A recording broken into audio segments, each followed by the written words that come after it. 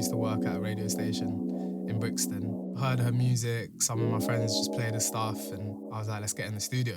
Just built from there, really.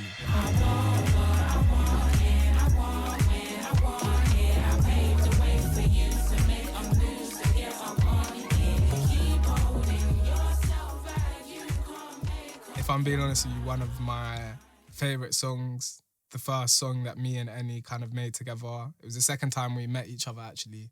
And earlier in the day, I'd asked her to send me some references, like, what should we kind of cook up today? And she was sending me a bunch of, like, Kate Trinada kind of vibes and just listening to a bunch of music. And I was at work and I ended up listening to this one track by this artist called Paya, called 24 Hours. So this is a sample here.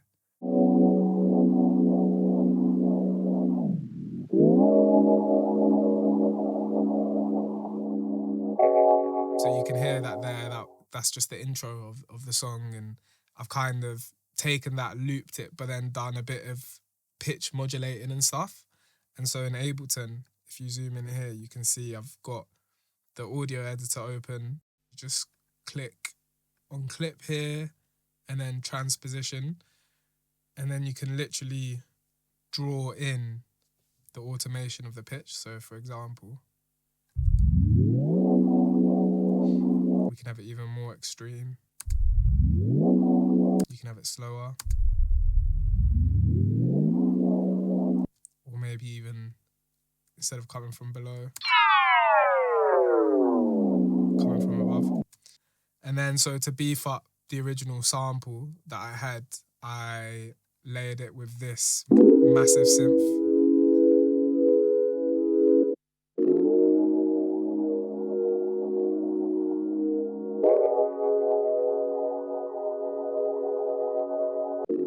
So if you open up Massive, you can see I've only used one waveform, oscillator one, and then I will go square saw one. You can change the wave to whatever you want, really. It's just kind of down to taste, but the most important thing is the pitch modulation. So if you go here on envelope number 2 and drag this over here, you can now hear that the pitch of the sound is being modulated, so that just means that it's changing over time. So if you have a shorter decay, you can kind of create this. You could have it even slower or lower. And then the next thing that I did was just a bit of filtering to the sound. So obviously right now it's very bright, but if you maybe turn the cutoff down a bit.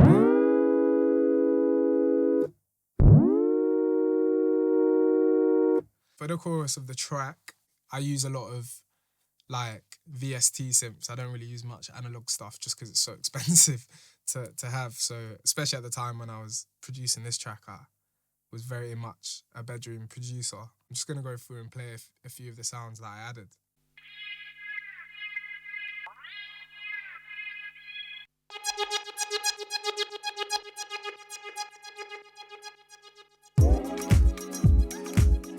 When I'm looking for other sounds to add, I'll have the track playing in the background and then just go through the sounds and just play, like just be literally hitting the same key over and over again until I find a sound that I feel like can merge nicely in the world that I've already created. All the sounds that come in will get treated depending on which part of the song they're in. This sound here, if I had it in a verse, I'd probably EQ, move the high end out so it was more like this. Because it just leaves more space and somewhere to go to for a chorus. And then so, say that sound was playing continuously throughout the verse, what it would do when it got to the chorus is open up the EQ so it was letting more of the higher end of the frequencies coming out. And there's just, again, a bit more energy. Right at the end here, we have this sound. And this is cool because throughout the song, we've had the chords just held. And the way I did that was just with an auto filter. Essentially, what this is doing is EQing the sound, and you can put it in time with the song so that the EQ moves in time with the drums, for example. So this is without the auto filter. This is with the auto filter.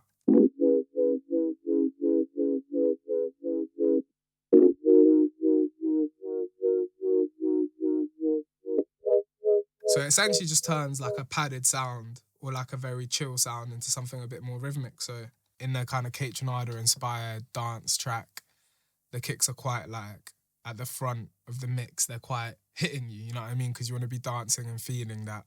And so I feel like using compression, you can really move sounds to the front of a composition rather than kind of being at the back. So there's a bunch of different compressors that are really good. The one that I usually go for is, especially for like kicks and basses, I like to use the CLA 2A from the Waves bundle. The way I kind of use a compressor, I usually try to get this needle here hitting in the sweet spot between -2 and -5. And so I'll usually just adjust my peak reduction till it hits that kind of area.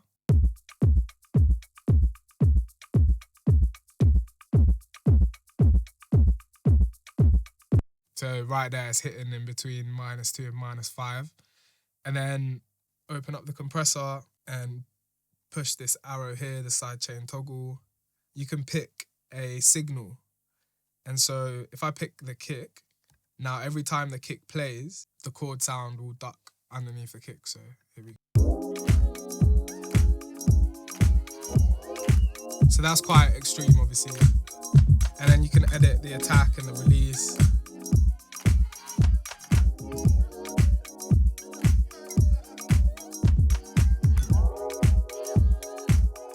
To create more of a groove, if you have things slightly off, then it sounds a bit better. So if you have a bit of an attack, it almost sounds like it's coming a touch later.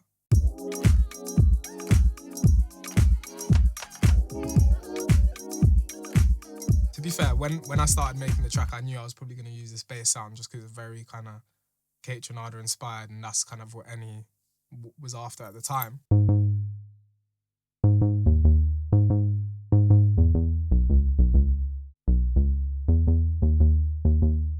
So the bass patch that I used, again, I used Massive to make it.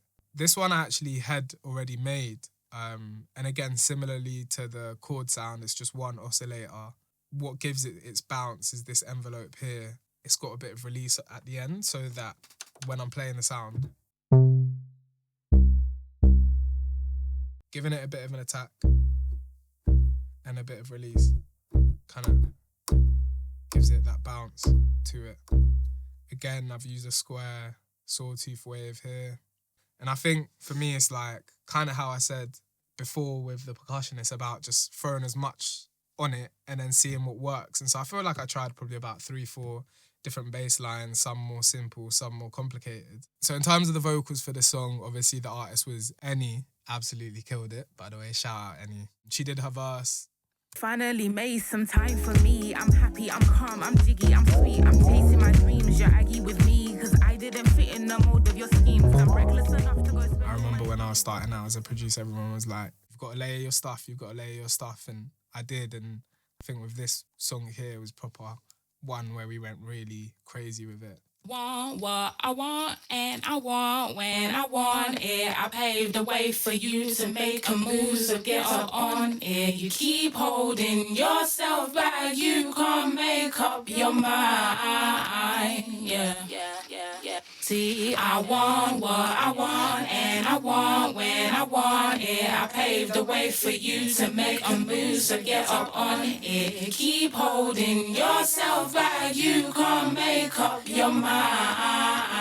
Not just ENNY, it's like Want what I want and I want. I think having different tones when you're kind of building up a chorus is really nice. So it sounds more like a choir. And I think just like, yeah, building up harmonies and Want what I want and I want when so I obviously this want vocal here, it. Pave the way for you can hear that the vocal there has been like processed. And And so one thing that I like to do, again, to add this feeling of loads of different tones is either get ENNY or one of the backing singers to sing a layer and then I'll affect it using formants, pitch shift. So I'm going to drag it on ENNY's vocals. Want what I want, and I want.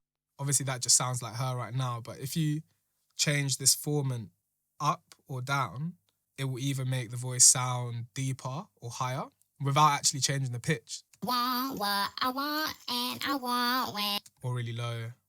Want what I want and I want. Want what I want and I want when I want it. I paved the way for you to make a move, so get up on it. Same vocal, same pitch, same person, but it just sounds different, you know what I mean? It's got different qualities to it now.